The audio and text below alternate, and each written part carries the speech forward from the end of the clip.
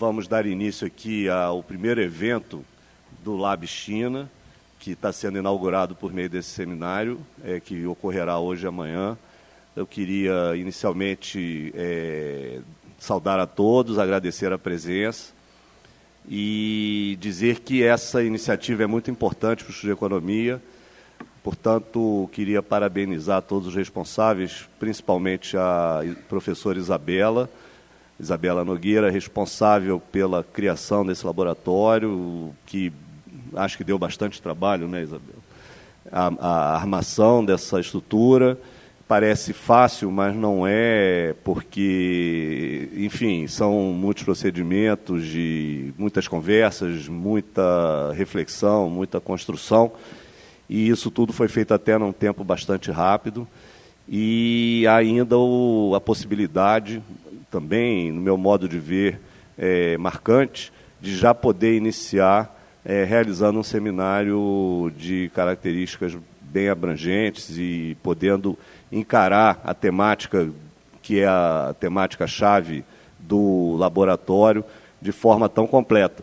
Então, certamente, nós teremos um seminário que está bastante bem montado e poderá atender aí a expectativa de todos em relação àquilo que vamos discutir ao longo desses 2 dias.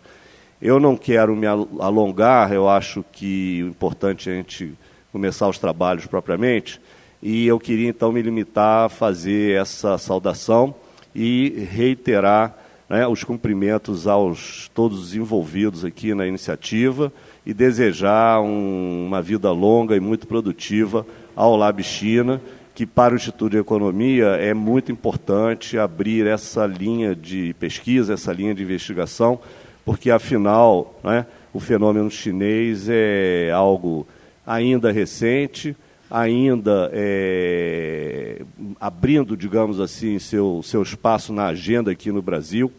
A gente tem, andando por aí, participando de eventos, seminários, eu tenho uma convicção pessoal de que o fenômeno China, digamos assim, não ocupa o espaço que deveria, pela sua importância, pelo seu peso específico, pela dimensão que já alcançou, né?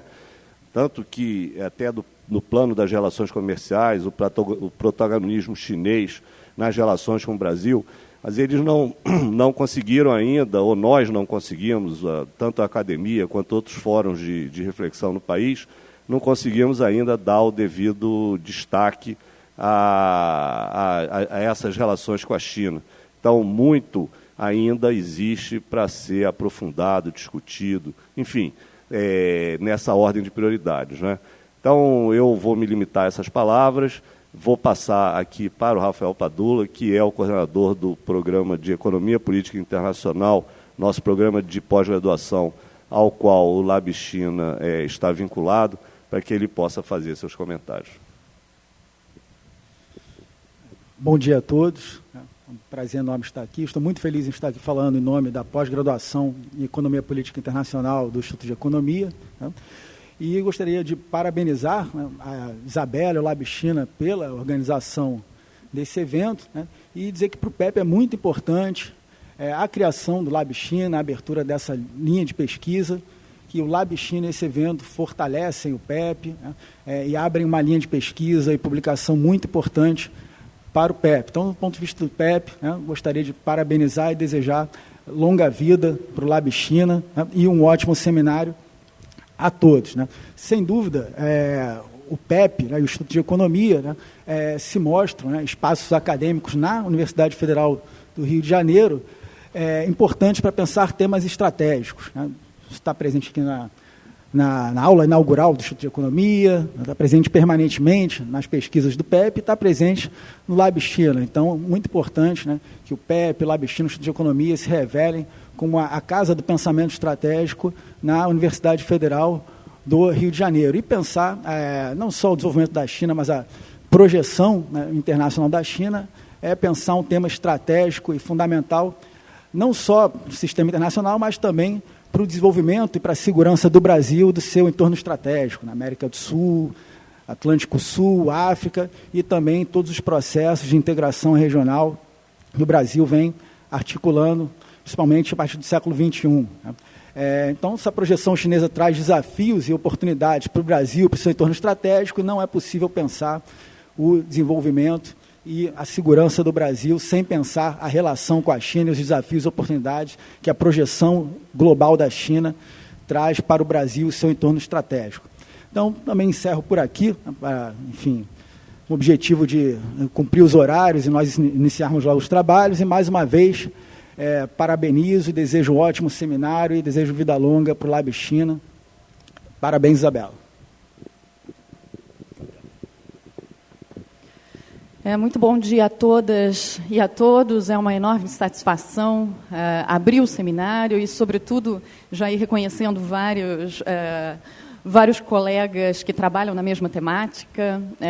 O objetivo, tanto desse seminário quanto do Lab China, é justamente promover esse movimento de convergência, é gerar essa possibilidade de avançar num diálogo cada vez mais complexo e cada vez mais denso, e trabalhando cada vez mais em rede, com colegas tanto aqui do Brasil quanto de fora. Então, nesse sentido, meu muito obrigada aos convidados que estão vindo de fora, internacionais, ao Hao Chi, que está vindo da Renmin University, que é uma universidade que, em larga medida, dialoga muito com a gente aqui no Instituto de Economia, pelo fato de ter um instituto heterodoxo, ou plural, né? Para seguir para ter um instituto diversificado do ponto de vista de várias linhagens, e com um pensamento crítico bastante aguçado dentro da China. E, nesse sentido, tem uma ligação forte com o Instituto de Economia.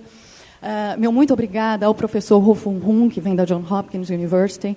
Tem um reconhecido trabalho, uma lista longa de publicações sobre China. O livro mais recente dele, de 2015, China Will Not Rule the World. Why China Will Not Rule the World.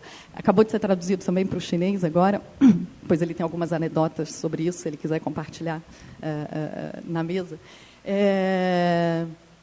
E vai bastante na contracorrente, tem uma série de elementos provocativos do ponto de vista da projeção do poder global da China e o poder a projeção da economia política, a projeção chinesa na economia política internacional. E, além disso, vários colegas aqui da Unicamp, o Célio, Ana Rosa, da UFMG, da UFBC, da UERJ, da UF, da PUC-Rio, além de vários professores aqui da casa. Então, é realmente assim, um espaço que eu espero que sirva não só para esse diálogo que a gente vai ter aqui, nesse momento, que a gente está tendo nesse momento, mas também se alargue depois no sentido de redes de pesquisa mais estreitas e que a gente possa dar densidade, complexidade para o pensamento e para a reflexão sobre China no Brasil de uma forma mais alargada e estreitando essas redes. Eu agradeço também ao apoio institucional e financeiro do Instituto de Economia, agradeço muito ao apoio, inclusive, de funcionários Sidenir, que está ajudando demais a gente, ao apoio do PEP também, do Programa de Economia Política Internacional, diretamente envolvidos nisso, e depois eu vou falar um pouquinho dos alunos, porque eles também merecem uma menção aí especial ao final. Eu queria só fazer algumas palavras muito genéricas, muito gerais, sobre o contexto histórico em que a gente está vivendo, do ponto de vista da nossa economia política doméstica e do ponto de vista da nossa economia política internacional, e como é que isso linka, como é que isso amarra com, afinal de contas, por que a gente está discutindo China.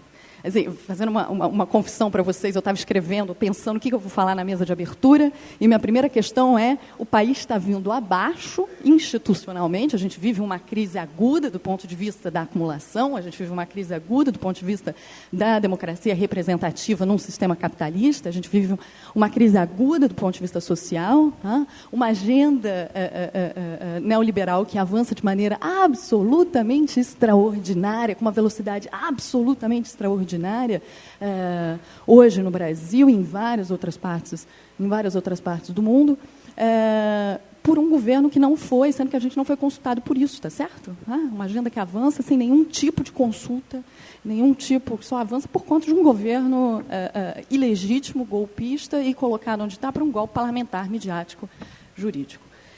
Nesse contexto absolutamente dramático da nossa economia política doméstica, a gente encontra vários ecos também no que está acontecendo na economia política internacional. Isso não é exclusivo de nós outros. A gente discutiu um pouco isso ontem à noite no jantar.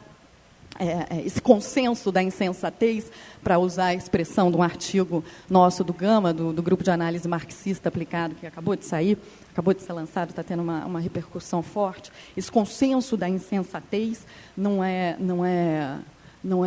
uma exclusividade do Brasil, infelizmente. É um momento, a eleição de um presidente racista, xenófobo, sexista, bom, nós também, né? Bem sexista, o nós também. Fora, na maior economia do mundo, e razoavelmente imprevisível, lançando uma série aí de elementos novos e imprevisíveis no relacionamento com a China, tá certo? Tem uma imprevisibilidade aí que é novidade do ponto de vista da economia política internacional. E gerando fissuras nesse tabuleiro internacional que tornam essa operação no tabuleiro uma coisa mais complexa. Tá? Um pouco por detrás disso, e isso ressoa bastante com vários dos elementos que a gente vai discutir aqui no seminário, um pouco pano de fundo disso daí, a famosa curva agora do branco Milanovic, tá certo? Em que ele vai dizer o que está acontecendo do ponto de vista da distribuição da renda global, apontando para o aumento dos salários na nova classe trabalhadora na China, um fenômeno na Ásia em geral, mas sobretudo um fenômeno China ali de aumento na renda dessa nova classe trabalhadora, uma estagnação dos salários da classe trabalhadora dos países centrais, por outro lado, de Europa, Estados Unidos e daí vai, e ganhos extraordinários do topo 0,1%. Então, o acirramento desse conflito distributivo, em outras palavras, que eu acho que é um tema que vai aparecer demais na nossa conferência agora nos próximos dias, o acirramento desse conflito distributivo que a gente assiste nessa cena internacional, que a gente assiste também no Brasil, que a gente já vinha assistindo no Brasil e continua assistindo no Brasil, e que a gente também assiste de maneira muito particular no caso chinês, são coisas que a gente precisa mapear de maneira bastante séria para entender os caminhos que esse tensionamento e essas fissuras aí estão sugerindo.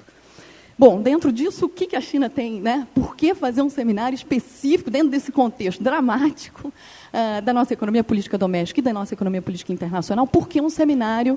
Está baixo? Está baixo o volume? Está melhor ou está bom ou está baixo? Está bom, ok. Dentro desse cenário, por que discutir China, né? Por que a gente está entrando com uma... Agora melhorou. Por que a gente está entrando... Qual que é a relevância de ter um seminário específico sobre China?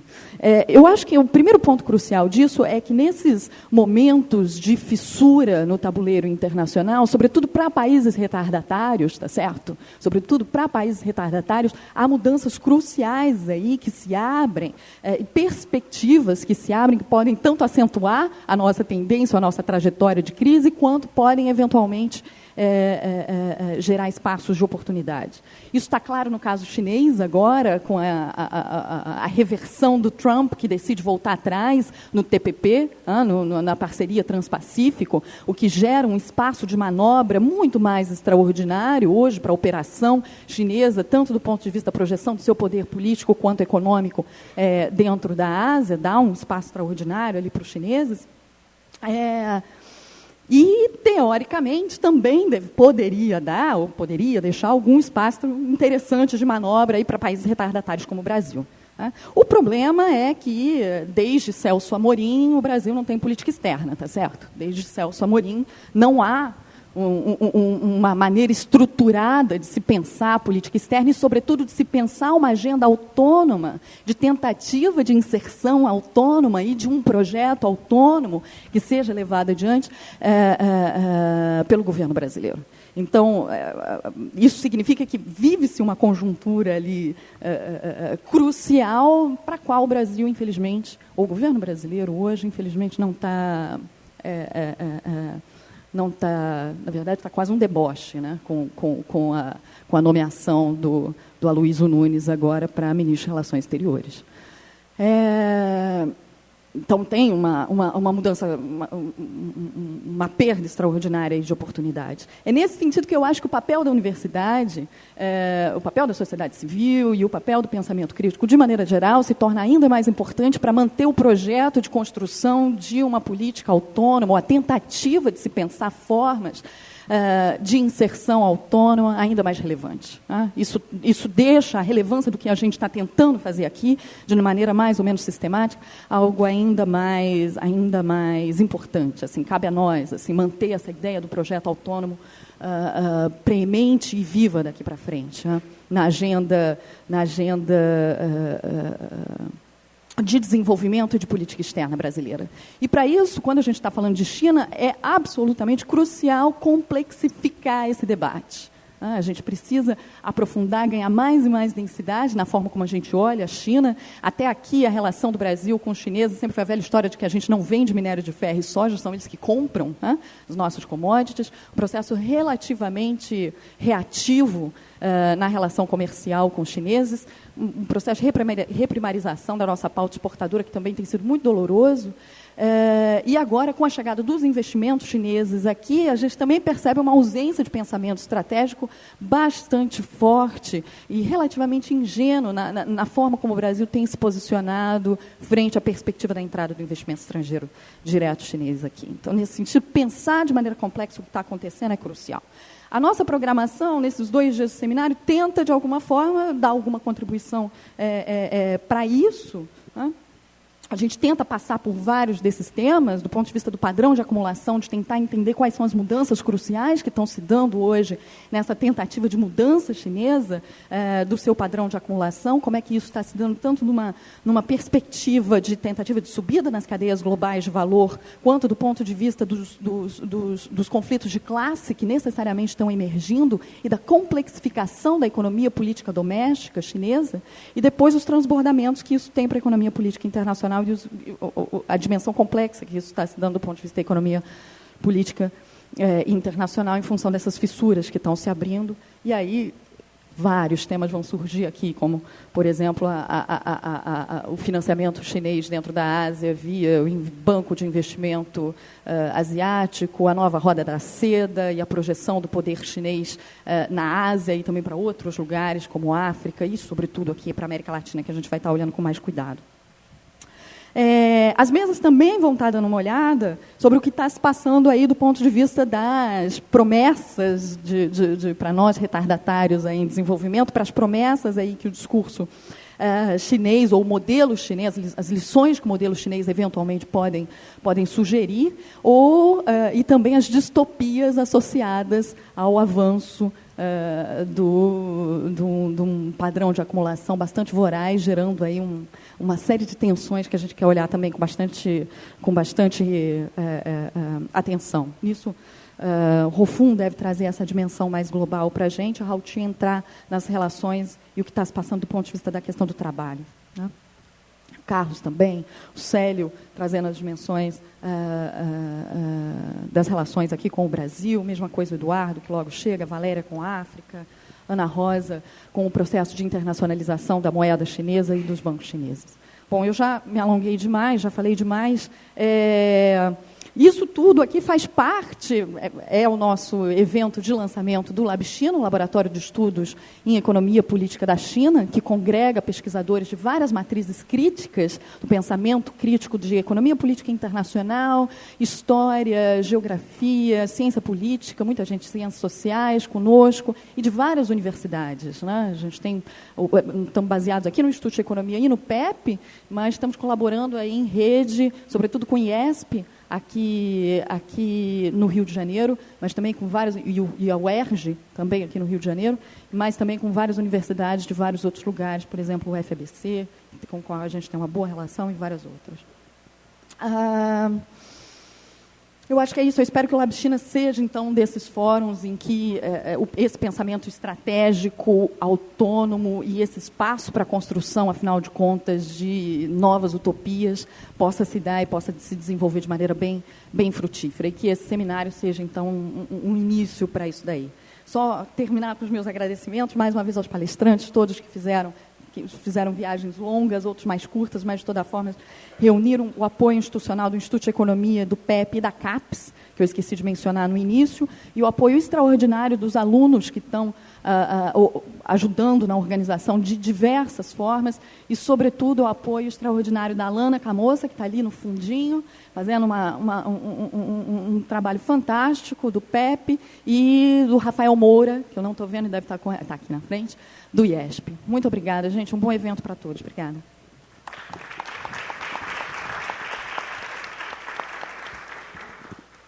Bom, então eu quero renovar os votos de vida longa e muito produtiva ao Lab China, desejar sucesso aqui ao seminário e vou dar por encerrada essa sessão agradecendo mais uma vez a presença e a participação dos nossos convidados, dos colegas das universidades parceiras da iniciativa e a todos vocês. Obrigado, então.